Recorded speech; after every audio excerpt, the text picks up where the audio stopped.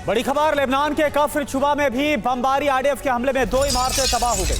Hezbollah के कई लड़ाके इसमें मारे गए।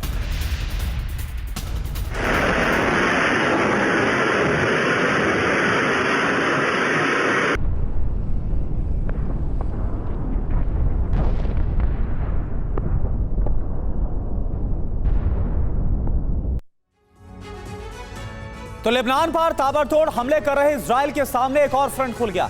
अब इजराइल को लेबनान के अवाना गोलान हाइट्स पर फोर्स को डिप्लॉय करना पड़ रहा है, क्योंकि ईरानी प्रॉक्सी ने ऐलान किया है कि अगर लेबनान पर हमले नहीं रोके गए तो सारे प्रॉक्सी संगठन मिलकर इजराइल पर हमला कर देंगे। और इसके लिए तैयारी भी कर ली गई है। 40,000 से ज्यादा लड़ाके इराक सीरिया होते हुए गोलान हाइट्स पहुंच चुके हैं। यानी कि अब इजराइल के सामने बड़ा संकट है। गाजा, लेबनान के बाद गोलान हाइट्स पर भी भीषण युद्ध शुरू हो सकता है।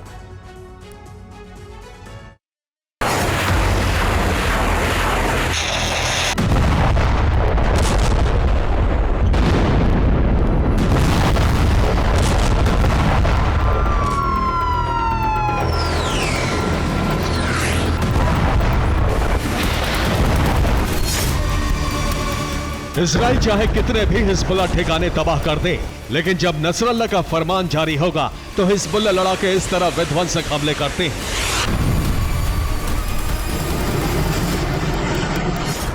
इजराइल पर पहला हमला, इजराइल पर दूसरा हमला, इजराइल पर तीसरा हमला, इजराइल पर चौथा हमला, इजराइल पर पांचवा हमला। हिजबुल्लाह के हमलों का दायरा इतना ज्यादा था कि बेंजामिन नेतन्याहू को इमरजेंसी मीटिंग बुलानी पड़ी और फिर एक नया ब्लूप्रिंट तैयार किया गया।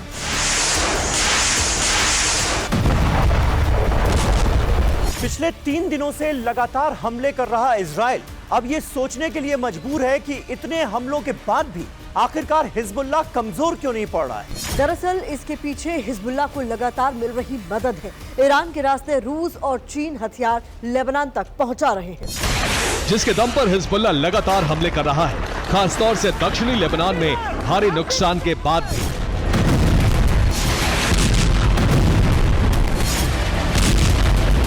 अब हिजबुल्लाह की मदद के लिए ईरानी प्रॉक्सी भी युद्ध में कूद पड़े हैं।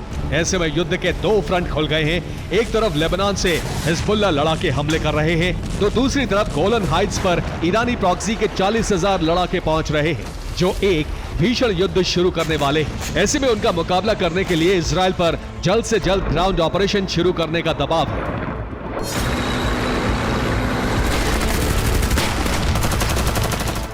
हालांकि कुछ घंटे पहले हिजबुल्लाह ने इजराइल को दहलाने में कोई कसर नहीं छोड़ी थी। मिसाइल और रॉकेट दागे गए, खासतौर से उत्तरी बॉर्डर पर इजरायली मिलिट्री पोस्ट को टारगेट किया गया, जबकि मिसाइल से इजराइल के पोर्ट और एयर बेस को दहलाने की कोशिश की गई।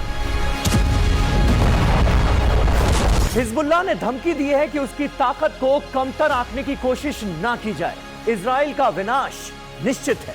हिजबुल्लाह के हमलों पर इजराइल ने दावा किया है उसने हिजबुल्लाह के 50% से ज्यादा रॉकेट इंटरसेप्ट कर लिए। इजराइल ने उत्तरी बॉर्डर को अभेद्य किले में बदल दिया है।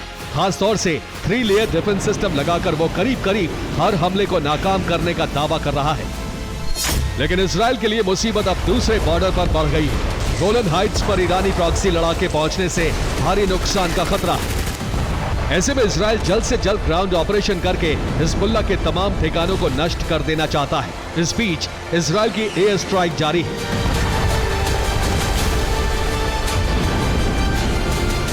इजराइल ने लेबनान और सीरिया दोनों जगहों पर बम गिरा है, मिसाइलें दागी।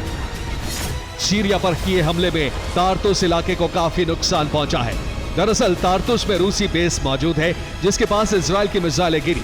सीरिया ने दावा किया है कि उसके डिफेंस सिस्टम ने मिसाइलों को मार गिराया।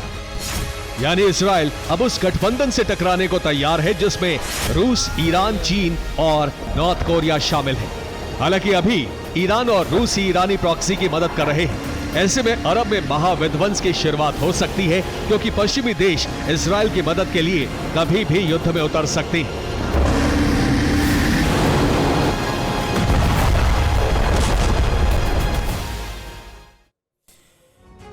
एक तरफ से हिजबुल्लाह ताबड़तोड़ रॉकेट इजराइल पर दाग रहा है, दूसरी तरफ से गोलान हाइट्स पर भी मिसाइल स्ट्राइक हो रही है और इसके लिए हिजबुल्लाह, हमास और हूती के 40,000 लड़ाके तैयार हैं जो इजराइल पर 2 फ्रंट से हमला कर सकते हैं।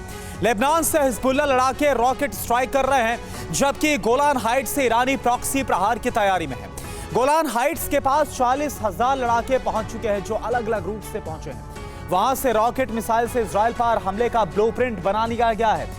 यमन से हूती लड़ाकों की ब्रिगेड सीरिया में जा घुसी है, जबकि इराक से अल नुजबा ने अपने लड़ाकों को गोलान हाइट्स भेजा है। सीरिया में सक्रिय बद्र ऑर्गेनाइजेशन ने भी अपने लड़ाके भेज दिए। ये सभी मिलकर इजराइल को दहलाने का प्लान तैयार कर चुके हैं। इसके अलावा हिजबुल्लाह के पास एक घातक हथियार पहुंच गया है जिसका नाम P-800 मिसाइल है, जो कि रूस से ईरान भेजी गई है। आगे P-800 ऑनिक्स को ईरान ने लेबनान तक पहुंचाया।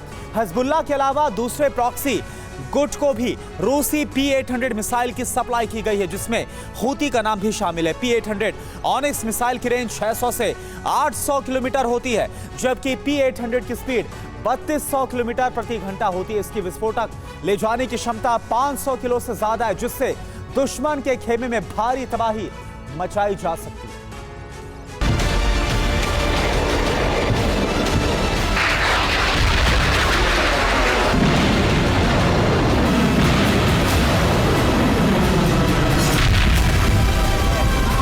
एक तरफ हिजबुल्लाह ने गोलन हाइट्स फ्रंट खोल दिया है, दूसरी तरफ ईरान से भी इजराइल पर हमले करने के लिए दबाव बना रहा है। हिजबुल्लाह की तरफ से कहा गया है कि ईरान को हमारे साथ आना चाहिए, जिससे पश्चिमी देशों से मुकाबला किया जा सके और इसकी शुरुआत इजराइल पर हमला करके हो सकती है। हालांकि इस पर ईरान से कोई प्रतिक्रिया नहीं आई है, लेकिन यूएन में ईरान के प्रेसिडेंट पेजेश्कियान ने अपने भाषण में इशारा दे दिया था कि वो युद्ध में उतरकर अमेरिका को मौका नहीं देना चाहते, जिससे अरब में स्थिति और बिगड़ जाए। लेकिन ईरान बैकडोर से हिजबुल्लाह की मदद कर रहा है, जिसमें रॉकेट और मिसाइल की खेप दी जा रही है, जिसके दम पर हिजबुल्लाह लगातार हमले कर रहा है। अब इजराइल को ताजा धमकी दी है। अगर दक्षिणी लेबनान में इजराइल ने घुसने की कोशिश की तो उसे अपने टैंक छोड़कर भागना पड़ेगा। हिजबुल्लाह की हर धमकी के बाद बड़े हमले होते हैं। हालांकि इजराइल हमले नाकाम करने का दावा कर रहा है। दूसरी तरफ दक्षिणी लेबनान के कई इलाकों को समतल करने के लिए इजराइल ने हमले किए हैं। हमलों पर इजरायली सेना के प्रवक्ता डैनियल हैगरी ने कहा है, हम ये दिखाना जारी रखेंगे कि हिजबुल्लाह ने पिछले 20 साल में क्या किया है।